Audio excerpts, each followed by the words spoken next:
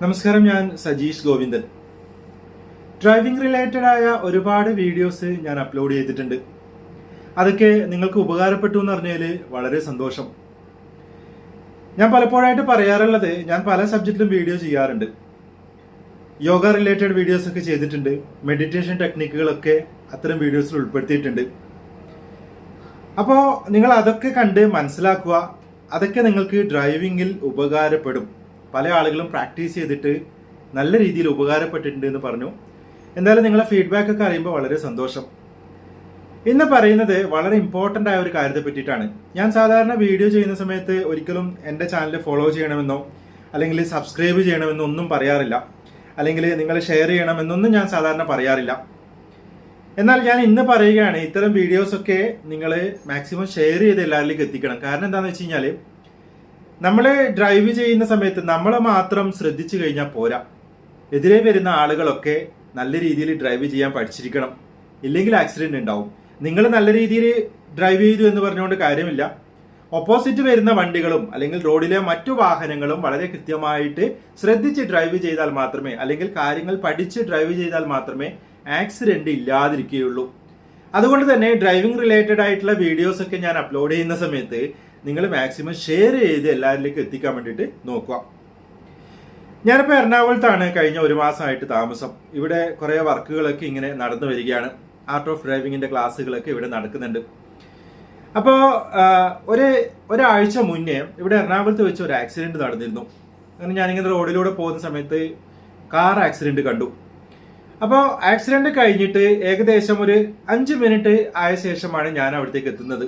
ഞാൻ നോക്കുമ്പോൾ കണ്ട കാഴ്ച എന്താന്ന് വെച്ച് കഴിഞ്ഞാൽ, കാർ ഇങ്ങനെ സൈഡാക്കി നിർത്തിയിട്ടുണ്ട്. കാറിന്റെ ബാക്ക് ഭാഗം കംപ്ലീറ്റ്ലി പൊടി ആയിട്ടുണ്ട്. ബാക്കിലെ വിൻഡോ ഗ്ലാസ് തീരെയില്ല, എല്ലാം പൊടിഞ്ഞ് റോഡിൽ വീണിട്ടുണ്ട്.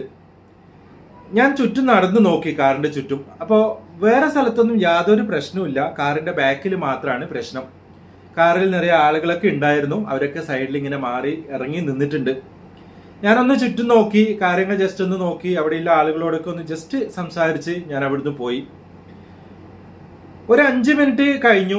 അതിനുശേഷം എൻ്റെ മൊബൈലിലേക്ക് ഒരു മെസ്സേജ് വന്നു. 5 മിനിറ്റ് ആയതേ ഉള്ളൂ. അപ്പോഴത്തേക്ക് മൊബൈലിൽ മെസ്സേജ് വന്നു, ഹായ് സജീഷ് ഏട്ടാ എന്നായിരുന്നു മെസ്സേജ്. ഞാൻ നിങ്ങളെ ഇപ്പോൾ എറണാകുളത്ത് വെച്ച് കണ്ടിരുന്നു, എൻ്റെ വണ്ടിയാണ് ആക്സിഡന്റ് ആയത്. അപ്പോൾ ഞാൻ പെട്ടെന്ന് അതിശയപ്പെട്ടു, എന്താണ് ഇങ്ങനെ ഒരു മെസ്സേജ് അയച്ചത്. അപ്പോൾ ആള് പറഞ്ഞെന്താന്ന് വെച്ച് കഴിഞ്ഞാൽ, മെസ്സേജിൽ പറഞ്ഞെന്താന്ന് വെച്ച് കഴിഞ്ഞാൽ, എൻ്റെ ചാനൽ കാണുന്ന ആളായിരുന്നു ഡ്രൈവ് ചെയ്തിട്ടുണ്ടായത്. അപ്പോൾ അദ്ദേഹം അവിടെ നിന്നിട്ടുണ്ടായിരുന്നു കാറിന്റെ അടുക്ക തന്നെ.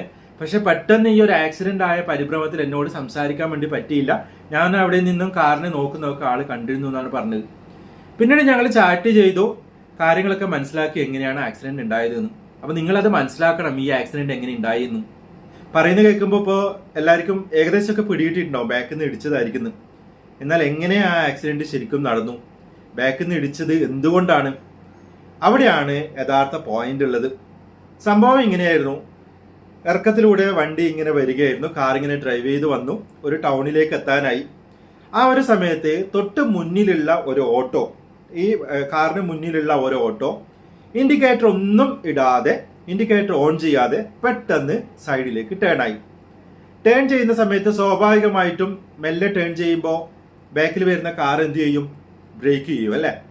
അങ്ങനെ ബ്രേക്ക് ചെയ്ത് ആ ഓട്ടോക്ക് മുട്ടാത്ത രീതിയിൽ ആള് സ്റ്റോപ്പ് ചെയ്തു വണ്ടി. ഇങ്ങനെ കാറ് സ്റ്റോപ്പ് ചെയ്ത സമയത്ത് കാറിന്റെ ബാക്കിൽ ഒരു ടോറസ് ഉണ്ടായിരുന്നു, ലോറി, ടിപ്പർ ലോറി ഉണ്ടായിരുന്നു.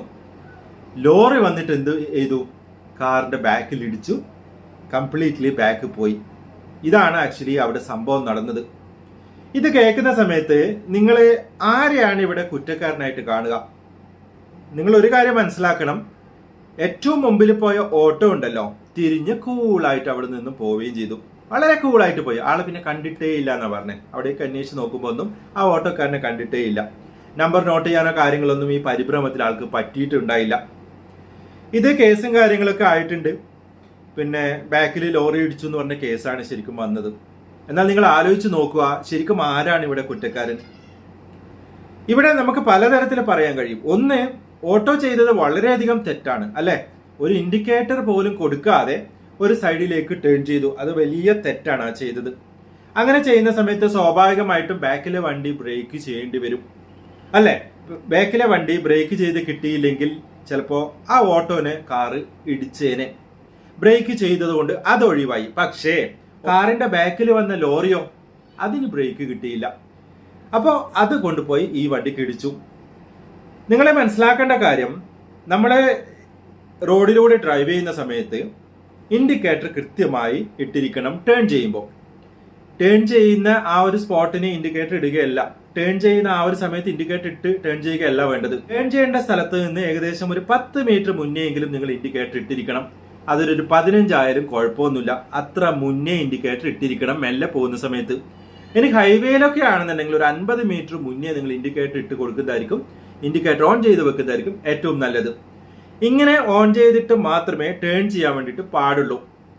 ഇനി മറ്റൊരു കാര്യം, നമ്മളെ റോഡിലൂടെ ഡ്രൈവ് ചെയ്യുന്ന സമയത്ത് തൊട്ട് മുന്നിലുള്ള വാഹനവുമായിട്ട് ഒരു നിശ്ചിത അകലം നിങ്ങൾ പാലിച്ചിരിക്കണം. ഞാൻ എപ്പോഴും പറയാറുണ്ട്, ഡിസ്റ്റൻസ് ഇട്ട് മാത്രമേ ഡ്രൈവ് ചെയ്യാൻ വേണ്ടിയിട്ട് പാടുള്ളൂ. അങ്ങനെ അല്ലെങ്കിൽ എന്താണ് പ്രശ്നം? സഡൻ ആയിട്ട് ആ വണ്ടി ബ്രേക്ക് ചെയ്ത് കഴിഞ്ഞാൽ നമ്മൾക്ക് കൺട്രോൾ കിട്ടിയില്ലെങ്കിൽ ആക്സിഡന്റ് ഉണ്ടാവും.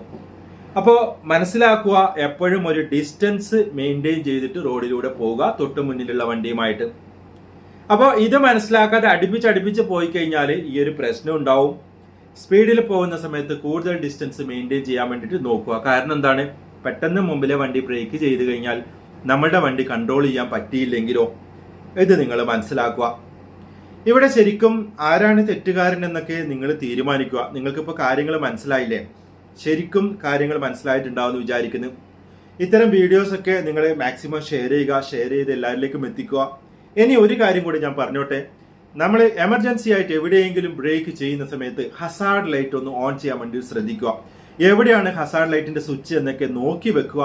അവിടുത്തെ തപ്പിക്കളിക്കാനുള്ള സമയം ഉണ്ടാവില്ല. അങ്ങനെ ഒരു കേസിൽ നമ്മൾ എമർജൻസി ആയിട്ട് ബ്രേക്ക് ചെയ്യുന്ന സമയത്ത് ഹസാർഡ് ലൈറ്റ് ഓൺ ചെയ്യുക.